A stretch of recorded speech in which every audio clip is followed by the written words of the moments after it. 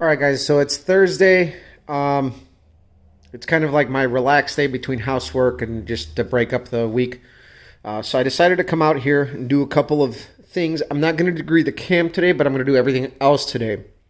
So a couple of things I'm going to be doing is, as you see, I got the tampon string out of my engine. I'm filling up the cylinder with some nylon rope. The reason I like nylon is because it does not break apart as easy and it will not fray and fall into the cylinder. So what's going to happen here is I'm going to bring up the piston and it's going to like mimic a locking situation where the valves are held up, and then I use my little turny spring compressor and remove it. So let me show it to you guys. It's not there. No, it's not there. I should know this toolbox by now. One of these little jobbers. I wanted to get this engine as together as I could the other day, and I knew what I was getting myself into, but I'm going to be using this to take the valve spring out. I'm going to measure the diameter of the spring. I'm going to measure the height with my micrometer. I have, actually, it's in the car. Actually, it's not in the car. It's right here. So this is the micrometer you use to measure the valve, or the height of the spring. So that would be like a closed height. And that way I can order the correct springs with the right seat pressures for the camshaft that I got in there. Right now, getting a machine shop to do anything is really hard. I'm going to have a hard time getting that intake milled. That is going to be my choke point, guys. That's the reality right now. So in lieu of time, saving time, I'm going to end up just buying new valve springs. I'm measuring also for push rods.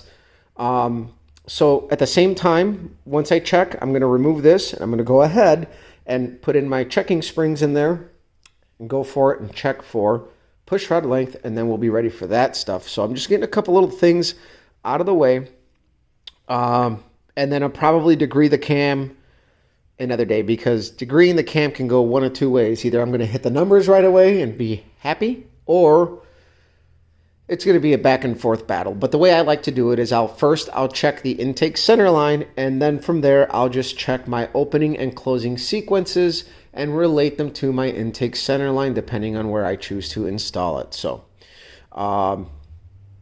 yep, and I'll let you guys go for now, and I'll get back to this. All right, so again, tampon string. I got the micrometer on there. So the way this works is your valve is propped up with this, and then you hold your retainer and your keeper up, and then you just turn the knurled portion down on your micrometer for the installed spring height. And so here we see this is a 1 to 2 inch micrometer, I believe. So this is actually 1.895. So my guess is that this actually has 0.100 taller valves, because most Oldsmobiles, I believe, are like 1.1767, around there. It's like a 1.77, something like that, you know. So it was a typical modification to install 0.100 taller valves to get the correct geometry and stuff like that. So yeah, this is where we're at with that. I'm going to remove this, put in my checking springs in there, and we'll check for push rod length. All right, guys, so I got my checking spring on there, and the reason for this is your push rod length checker is not strong enough to handle the spring load. So what I did here is obviously we had this. This spring is super soft, so you just squeeze it down, you put your keepers in there, your retainer, you pop it up, and you're good. I am literally at the max length of this push rod, so I'm going to be close to like a 9-inch push rod. I can tell you that right now, which makes sense because we have valves that are 0.100 taller, and we also got Harlan Sharps, stuff that I'm used to always using Ford rocker arms. On that engine, it's a 0-deck, small block head. And on this engine, the push rods are like 8.4, because the 8.625 was way too long. And I had an 8.550 from messing with that. That was too short. So we needed a significant length push rod. So I already gave it a quick once little cycle, and I'll even show you guys. You could almost make out. Nah, I'll wait. So either way, what you're going to do is you're going to put your rocker arm. Now this is important. There's two sides to the trunnion area there. There's a flat area, which is where your poly lock sits. The rounded area goes towards the bottom. So we're going to go ahead and install this. Take our poly lock off of here. Install it lightly on here. But before we get too far ahead of ourselves, I need a Sharpie. And you want just a small, super light film of oil on the tip of the valve so you can see your pattern. So here we're going to go ahead, draw this in, and you don't want it to totally dry, so a little unprofessional there using my Lifter Valley area as a tool tray. But we're going to go ahead and install this. Doesn't take much to compress that spring. You want to make sure it's good on there. You're going to feel it, and then I want the valve. See how much that drops? Just want it to snug up. The valve might drop a hair, but I'd rather it do that than it be too loose. So, and you know, we are going to have valve lash adjustment on this, so it'll be more forgiving than on a hydraulic cam, because you're going to have a gap between the roller tip and the valve at cold. So, you know, like 18 thousandths between the roller and the tip of the valve. So I'm going to go ahead and spin this over for you guys, and then see what it looks like. All right, so I set up my push rod to where visually it looked ideal. Let me tell you why that doesn't always work. You see that? There's two patterns. That's not good. What happens is, as the rocker arm is going down, it's moving, meaning it's pushing the valve around. It'll bust out your guides. So I'm going to go shorter now. Everybody tells you you want to be dead center on the valve. Now that is true, but I'd rather have an offsetter pattern that does not sweep versus that. So you have to kind of pick and choose. So right now I'm going to shorten it down a little bit. See what it looks like once I roll it over. All right, guys, by far this is the best pattern I have, and I spent maybe 40 minutes back and forth, back and forth, back and forth, not only checking for a good pattern, which that's about as good as it gets. I wish it was thinner, but it's not going to happen. But at least it's staying in the center. It does have a little bit of a sweep, but it's staying in the center. Before I was all over the place, and I did try two different rock arms, because I believe the Harlan Sharps I have are a 1.7, and this is a 1.6 Ford. Very similar to the Harlan Sharp. Almost the same color. I think these are knockoffs though. But we tried that out. You also have to check for clearance at the push rod hole and make sure it doesn't drag. I'm going to double check that again. But I didn't see any scraping or anything. But now that I got my size, I'm going to lock it in by taping it so it doesn't move. And then check this out again, then we should be good. So I know what height spring I can go with, and I know what push rods I need. And again, it's a little bit different because I'm using big block heads. I don't know if that has anything to do with it, but I had a little bit of a harder time than I'm used to figuring out push rod length. And I am going to have to get 5/16 guides because these are for 3/8. So that is another thing I have to do as well. But we'll let you guys go. Share, like, subscribe. This is all I kind of came out here to do today. And then hopefully this weekend we'll degree the camshaft, button up the timing cover, the oil pan, that stuff, and that's all done. Then we'll have to change out our springs and stuff like that. But that's no big deal. So we'll let you guys go. Alright guys, so I'm making this video to just add to the videos that I'm going to compile with this. So I came out here, I checked for the installed spring height, I left one shim in there for a reason. It had two shims. I came out with 1.895. So I can vary that range as far as the installed spring height, I guess necessarily doesn't affect as much. The normal spec that you get is like coil bind. So the springs that I've been looking at have a coil bind of like 1.1 something. So I'm looking at my installed height minus my lift, and you're going to be looking to not pass that coil bind point. So we're going to be good there. Of course, I measured for push rod length, and I came up with 8.7. Now on my checker, I went ahead and I spray painted it, and you got to let it just get tacky. And I put it in there. You know, I set up my rocker arm. I got it down to the point where I wasn't compressing the valve, just to where I was tight. And I rotated the engine. So a couple of things you want to look for. And I'm going to do this because I missed it in the one video, but since I got my wife out here, I get to do what I didn't get to do. So I guess we'll do this all in one shot, right? So let me find my Sharpie. I'm not prepared whatsoever. I have to scrape off the Sharpie here for you guys.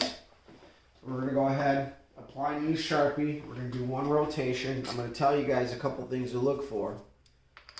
I guess this is what most YouTubers would normally do. It's very unprofessional to put your tools in the valley lifter area. The lifter valley area. But I do it anyway. So we got it down. We're not compressing the valve spring. We're going to rotate the engine. There we go. We're going to go. At least I like to do 2 cycles. Some guys think that's a little inconsistent, but I think it's the most honest thing because... Alright, so we're back on the heel of the lobe. So, a couple things. I'm going to have to do this twice. I'm going to do this fast. So 1, that's, right now, that's our pattern. That's as good as it gets. I'm on center and I do have a sweep, but it's only the width of the pattern. So I'm going to go ahead and live with that. And 2, we're going to check our push rod checker and make sure there's no scrubbing on the inside. That means that we have adequate clearance between the push rod hole against our valve lift. So we're going to put this back together. I'm going to show you guys something that a lot of people don't check for. And I ran into this issue with that engine. I really had a hard time getting a good pattern with this setup. Sorry, I don't have Rona. Just dry cough. So, trying to do this as fast as possible because I already got time with my other videos. So, another thing you have to check for, right here guys, lift clearance. You see how close the body of the rocker arm is to the polylock? That's a serious issue. That is close. Very close. So, but at least I have adequate clearance. Now, another thing, same thing. Get my marker out. Let me fucking stab this, because again, I thought of nothing of this before I even did anything. So we're kind of diving off here. Get some paint out of the goddamn marker. I'm going to put some paint on the polylock. So you guys see this here? On the inside, I'm doing paint. I'm dabbing white paint in here. Same thing, you got to check for clearance in these areas. We're talking about tight clearances and specs. And we are running on the ragged edge of clearance. So we take our polylock off without altering our paint smear. I scrubbed it on the way out, but you can see that we're good. We're not hitting. There is minimum clearances. And I'll tell you that I am running super tight clearances from the polylock to the rocker arm body of my current engine. Now, There is thinner polylock bodies, but this is something you have to look for because a lot of guys put shit together and they start breaking stuff, flattening camshafts out, and then you got certain pages out there or people out there telling you that they have mechanical failure without telling you, hey, what was this clearance? What was that clearance? When I put that engine together, I didn't know it until one day I'm turning the engine over by hand and I realized that the polylock was moving. It made a little bit of sense. There's a video with a lot of views on my page of my engine running on the run stand, and it's got a super shaky idle. Guess what? My rocker arms was like bouncing around, moving the polylock. It took me a little bit of figuring out to do. And with that engine that's in the car, I learned a lot to look for this stuff. It really matters. Stuff that you take for granted. I mean, people have done big block heads on a small block on a lot of engines. But I'm starting to realize the pitfalls here. I have a lot milled off the cylinder deck head surface and the block deck surface. It's posed some issues. If I had 3/8 push rods, I wouldn't have enough clearance. I have to run a 5/16 push rod. But for our camshaft, we're good. And the other thing would be to hog out the push rod holes, which at this point the cylinder heads are installed. I really don't want to do that. My other issue is finding guide plates for the push rods from 5/16 to a 7/16 base. It's not going to happen. I have a set of Ford guide plates over here that I'm going to try and see if they work, and I have to check them out. So this is the split type adjustable. Let me grab a matching pair for you guys. I have this split type adjustable, and on quick, that's actually, I think I have them on that. No, I got them on the right. This is a split type Ford deal. It looks like it's going to work. Looking at the center line of the push rod opening and this and the adjustability, they should work. This is an ISKI part number. I have these left over from the 347 stroker that I'm yet to finish up. There's no rush on that. My buddy said to hold off. He's got a kid. He's got a life. Stuff like that. So unlike us, we don't have a life. We don't have kids. We got 2 stinky dogs, and we're constantly racing. So,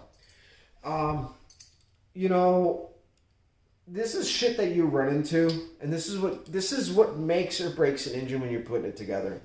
And it's the little details that'll get you. And I've learned this over the years. I thought these Harlan Sharps were a 1.7, as I mentioned earlier in some of the other videos, but I talked to my buddy. It's actually a 1.6. So I'm so tempted to take a rocker arm off of my engine, which is a 1.6 Ford. I know it's a 1.6 Ford. Try it on here because of the geometry. A lot of guys say the Ford rocker arm doesn't work. I got really good geometry on that. I have pictures of it where, at full lift, people say you should have like a 90-degree invisible line between this line and that line. I got it going on over there. With this, these are really nice rocker arms. We got a little bit of a sweep, but we're dead center on the valve stem, so I'm going to live with it. If I had a big sweep, like from center outward, that's when you got to worry about rocking the valve back and forth. But really, we're good. So again, we measured for our installed valve height so we can order correct valve springs or something that is going to work for us. We measured for push rod length, and I have to pop off these and try that out and see if it's going to work, which I'm going to do that probably right now off camera. But and then we have to degree the cam. And right now, what's going to hold us up is this last round of parts that we have, which everything. I went online last night and looked for stuff that's going to kind of work. Everything's in stock. And the last thing that's going to hold us up is the intake. I have to call my friend who owns a racing business making custom order CNC parts. I'm going to see if he's willing to do that. He said he would. I just don't know his turnaround time. So I'm at the mercy of machine shop timing right now. So on that note, share, like, subscribe. I'm going to compile yesterday's videos at the end of this. So I'll let you guys go. I hope you guys have enjoyed. I hope I shared some good information with you guys on this. So see you.